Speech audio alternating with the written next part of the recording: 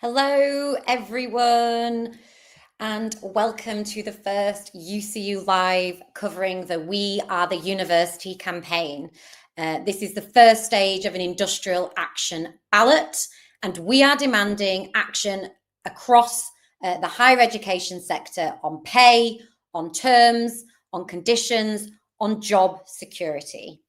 Before we get into the session, please let us know where you are watching from, how long you have been a UCU member.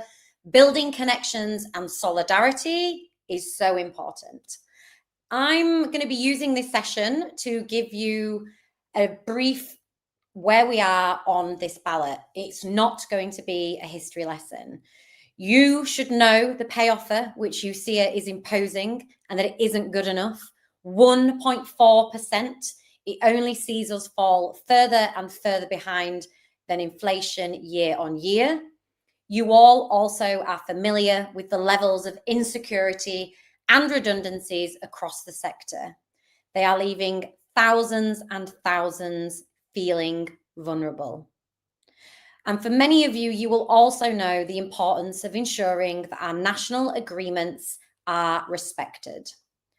So we are asking for a number of things in this ballot. We're also asking for national job security so that the thousands of our members across the UK can feel safe and secure. You also know that whilst this is happening, those at the top have been cashing in with huge remuneration packages. The average Vice Chancellor's salary is now £340,000, and the highest is £570,000. The question is, what are we going to do about it? As we speak, ballot papers will land in around 3 weeks' time, and we must use every single moment between now and then to speak to our colleagues, to speak to members, and to convince them to vote and to vote yes in the ballot. Tonight, you won't just be hearing from me, you will be hearing from our president, Maria Chondrogiani, and from the UCU president-elect, Drig Jones. Before we do all of that, I did have the pleasure this week of having the first meeting of this ballot period, and I visited Liverpool Hope University UCU branch.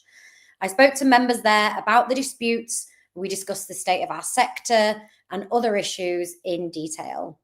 We did a full video of this meeting and we're going to share that on our YouTube channel. But for now, let's take an exclusive look at some highlights of that meeting.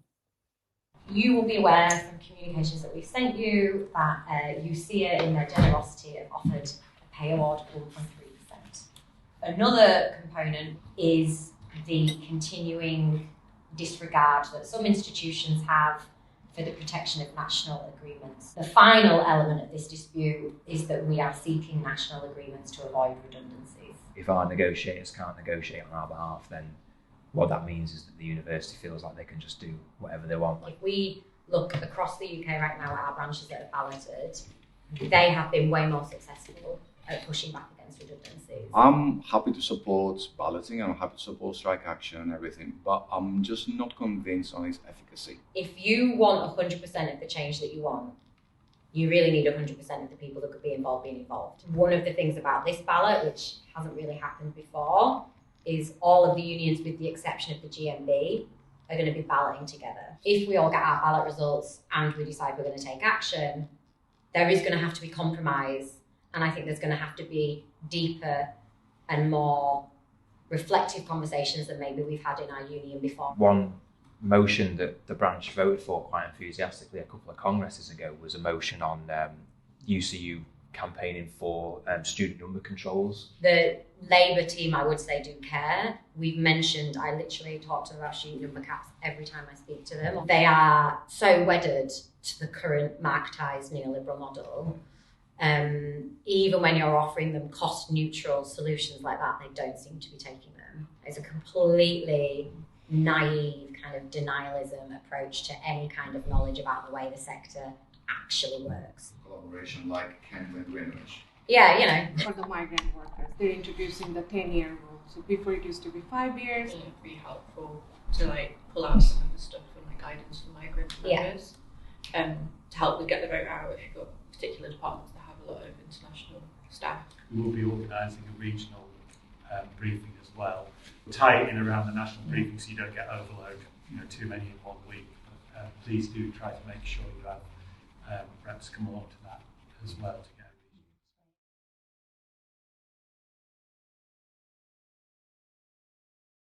A really powerful video of what was a really, really powerful meeting.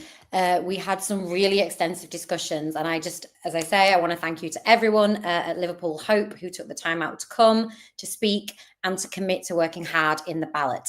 So I'm now really, really pleased to have with me Drig. Welcome to the broadcast. How are you doing? I'm well, thanks. How are you?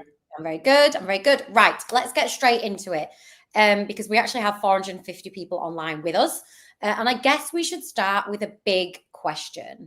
And that is, what do you see as the most important issues in this dispute? Well, I think, there's 3 elements to our claim that makes up the dispute. And I think 3 of them are equally important, and the 3 of them are really interlinked because, we are demanding to be paid properly for the work that we do. We know that our pay in real terms has been eroded every single year since I've been involved in the union, I think almost certainly. So there's no getting away from the fact that we have to be paid properly. So pay is an integral part of the claim. But there are 2 really important other elements to it, of course. So one of them is about national bargaining agreements. And I think that this is such a fundamental issue for us. Without getting into the kind of boring details of it, we have a framework agreement that governs our terms and conditions very broadly. It massively needs improvement, but it does give us some kind of floor in terms of our terms and conditions. But we're finding time and time again that employers are just ignoring it. Employers are choosing to opt out. They're not respecting stuff that has been agreed, 20 years ago by and large. So we need to push employers to make sure that they're respecting the agreements that they themselves have signed up to. But finally, we know that the sector is in massive crisis at the moment. We know that there are, thousands, tens of thousands of redundancies taking place. And we need the employer to not simply hold up their hands and say nothing can be done about this. We need to see meaningful, fundamental action to save jobs across the sector. And all 3 of those are equally important. Absolutely. That is a great answer. And I'm sure people will feel a lot more clued up. In terms of the ballot, so many people forget to vote. They lose their ballot or they choose not to vote. What would you say to those members? Yeah, I think, forgetting to vote, it's an easy enough thing to do. We're all busy. It's the start of teaching for some people. It's only going to get busier between now and the break. So I understand, sometimes these things slip your mind. But then, do you mean also voting is a pretty easy job? It could be made easier, but at the end of the day, we do everything that we can to make the balloting process as straightforward as possible. It's 5 minutes out of your day. So I just say, when the ballot arrives, pick it up, fill it out and stick it straight back in the post. Do it as soon as you can. Now, choosing not to vote is another matter. And, I understand that maybe some people have got reservations about a national ballot at this moment in time. Particularly if they're gearing up for local action in their branches. But what I would say to those people is, if we fail to make turnout on this ballot, it's bad for us as a union. It's not a good outcome in any way. It really weakens our hands in negotiations.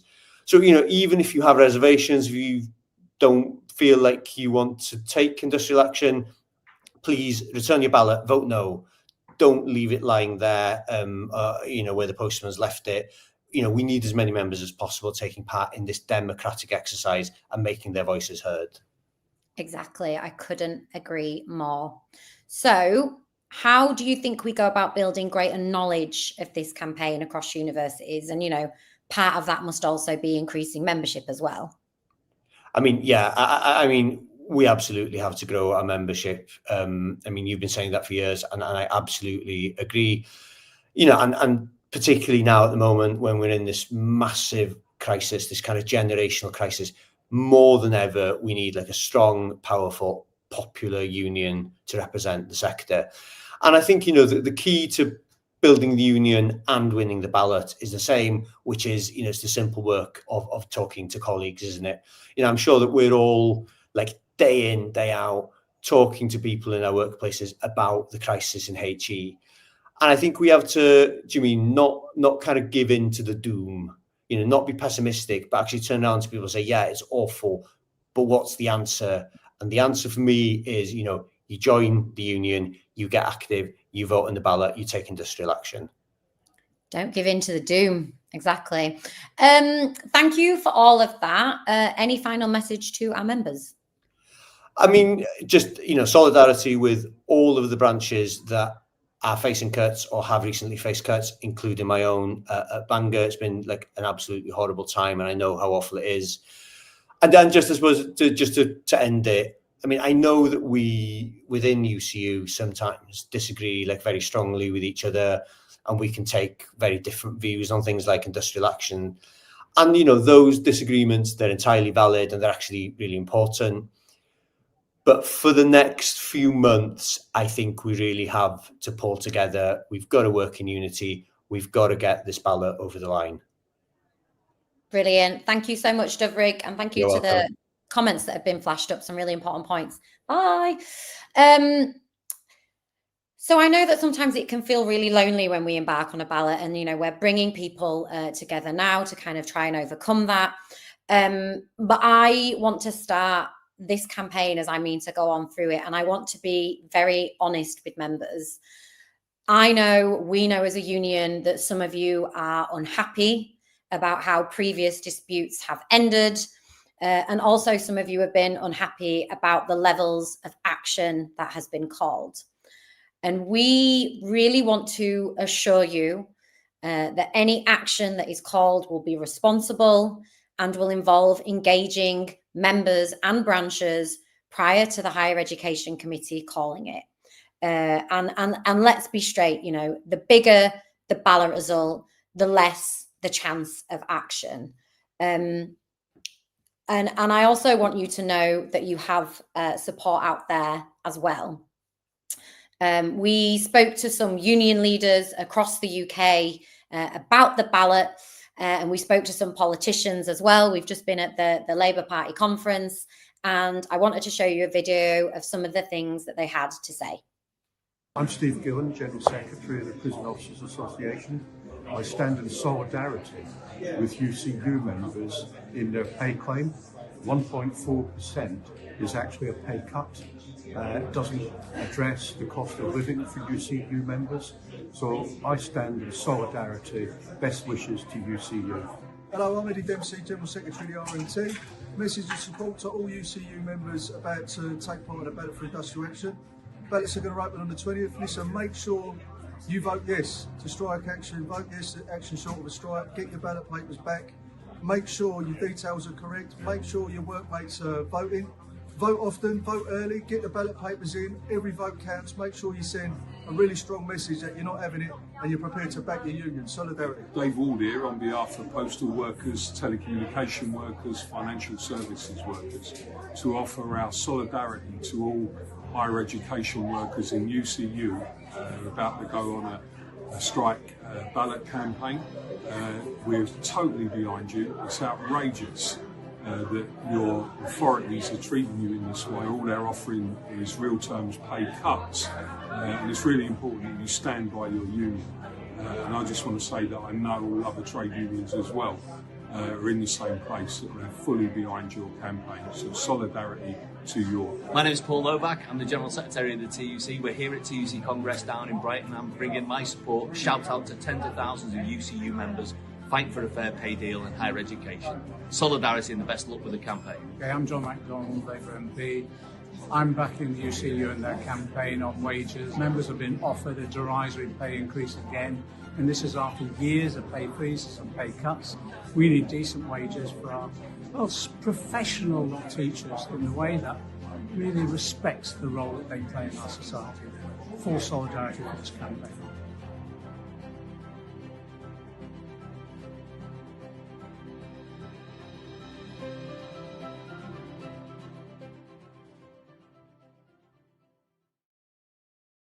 Some really great messages of support there. Thank you to all of the union leaders and the politicians.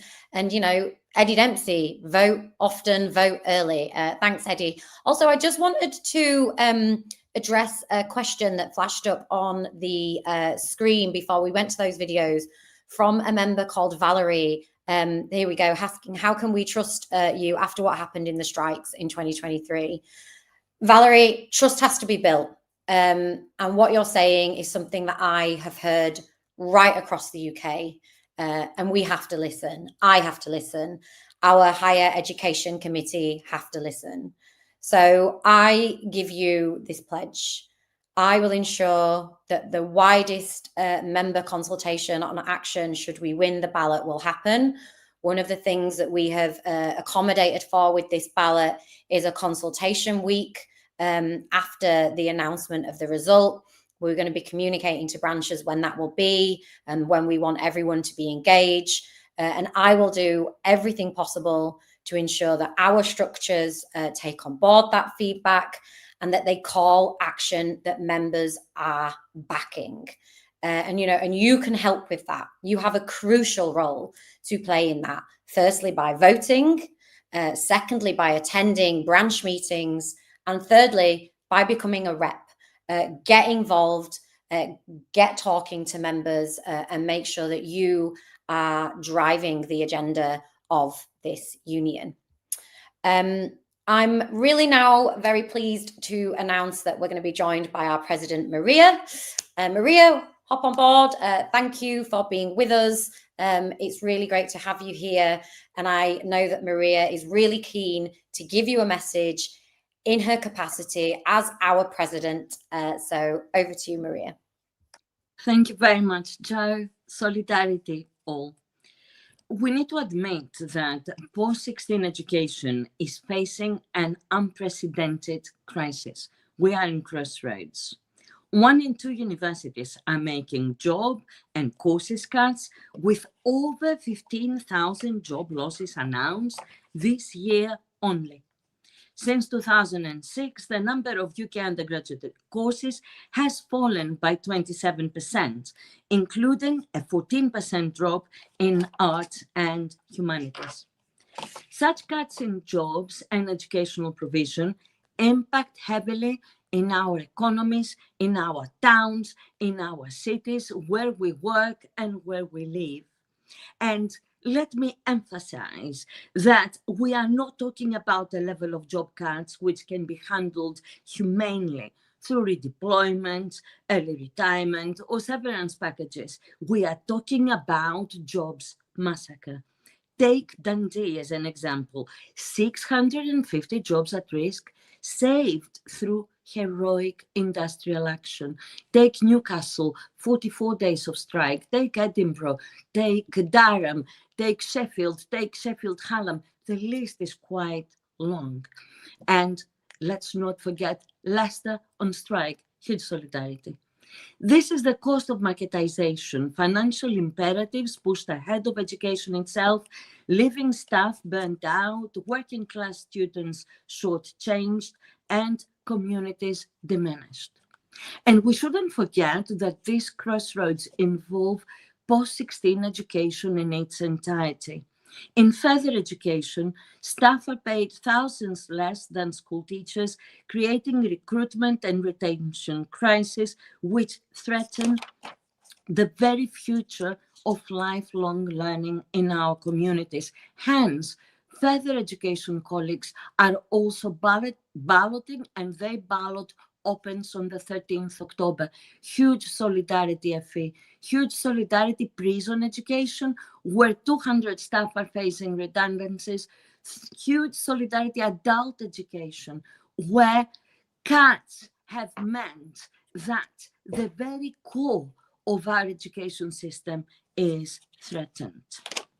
So our ballot, opening on the 20th October, aims to strengthen our negotiators' hand in order to ensure that we achieve job security, fair pay, not another pay cut, respect to national and UK-wide agreements, and certainly a new funding model for education.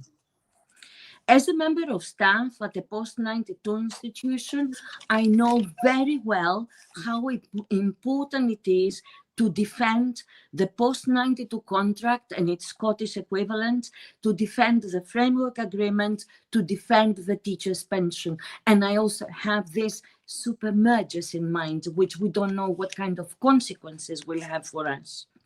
We do not have another option but to smash the punitive threshold and win this ballot. Please, please join the Get the Vote Out campaign. Please encourage colleagues to engage with the ballot. Please vote yes to industrial action and yes to action sort of strike. Following the ballot, any decisions will be made by you through our democratic functions. Happy to join your branch and discuss matters further. Happy to join your regional meeting. Happy to support you in any way I can.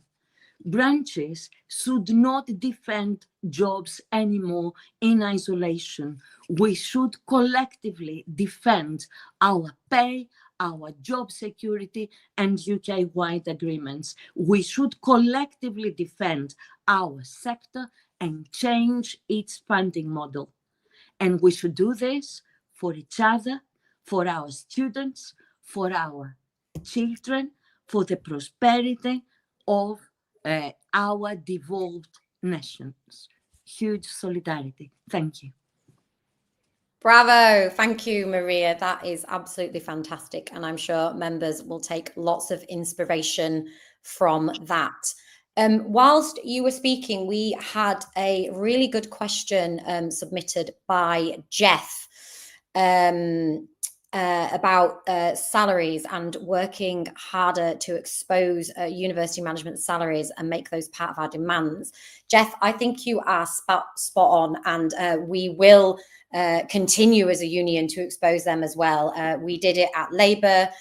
We will be continuing to do this in the media and in ballot materials and in the meetings that we have as part of this campaign, and to politicians. You know, these sheer eye-watering sums that our leaders, our vice chancellors and principals are paid are unbelievable. We cannot and we will not accept these levels of hypocrisy, especially in institutions where they are so manifestly failing. So, you know, you have a job in this too, I guess I would say, Jeff, and to all members watching, to help us expose it in your workplaces, in your local media and communities, and your MP. But rest assured, we will be doing lots on this.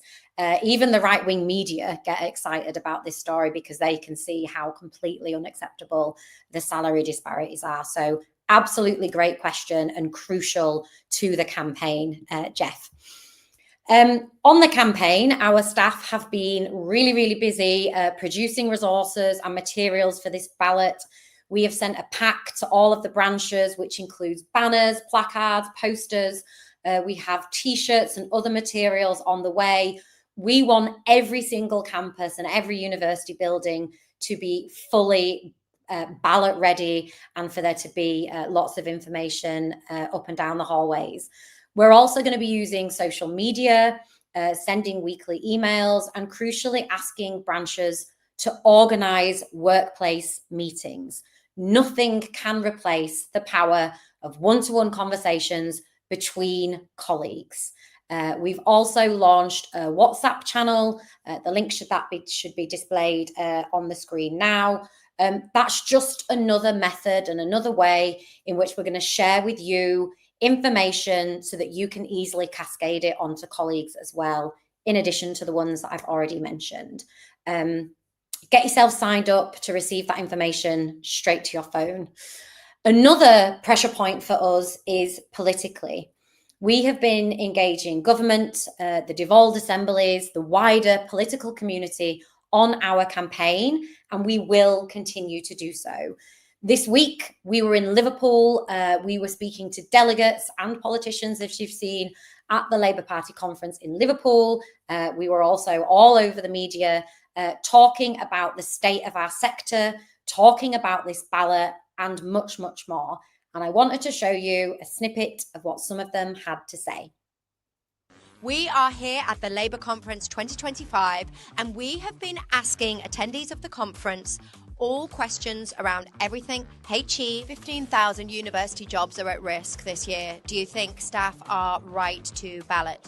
Yeah, absolutely. I think university staff are the backbone of higher education and they contribute massively to the lives of students. I think they should be balloting. 100%. That is their future on the line. They need to be having the power to act on this, to vote together. It does make me quite worried. Uni is something that the government tries to push for people, but they're not necessarily making it accessible for all different types of people. If jobs are lost, not only are families affected and people are affected, but the economy also can take a hit locally. And we're not having sort of the opportunity to listen to them or be taught from them.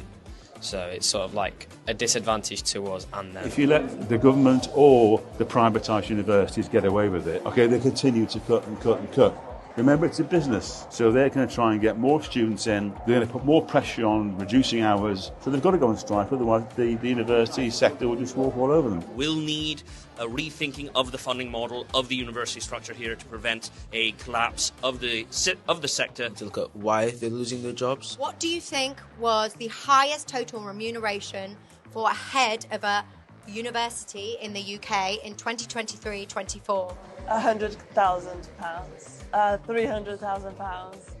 What? 150,000. 80,000. 60,000. 70,000. 75. 125. £400,000. Oh my good God, that's a lot. Oh my gosh. Oh gosh. No. What? Get out of here. I went to that university. I got very little support when I needed maintenance support for to pay rent. I was always told that the university didn't have money, that the colleges didn't have money. I would talk to my lecturers, my tutors, who were always rushing about and telling us how much they were struggling. I remember going to the strikes, the picket lines to support them, and there was always a conversation, no money, no money, but I actually didn't know that was the amount of money that Deborah is getting. Scandalous.